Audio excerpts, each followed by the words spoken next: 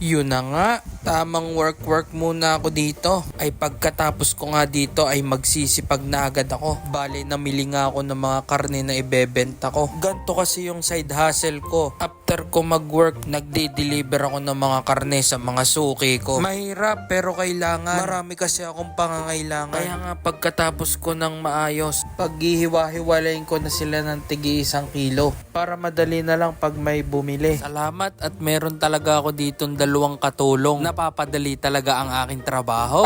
Bale, kakastart ko nga lang dito sa negosyo. Wala akong alam or experience kung paano magpatakbo ng gantong negosyo. Tamang subok-subok lang din ako. Nagsimula lang din ako sa konting puhunan hanggang sa lumaki na ng pakunti-kunti. At pagkatapos ko ang pagbubuko din ng tigi 1 kilo, ay nag-deliver na agad ako sa mga umorder sa akin. Bali, mga karamihan sa mga customer ko, nakuha ko lang sa mga Facebook group. Post lang ng post hanggang sa may umorder. Wow. Kaya nga pagkatapos ko dito ay pumunta na agad ako kay second customer ko. Bale, ganito lang yung daily routine ko ngayon. Pagkatapos ng work, deliver. Hanap ng customer online. Kung iisipin, nakakapagod to. Pero kung gusto mo yung ginagawa mo, hindi mo na maiisip yung pagod. Kaya sana magustuhan nyo tong first day of vlog ko as a work from home dad with a small business.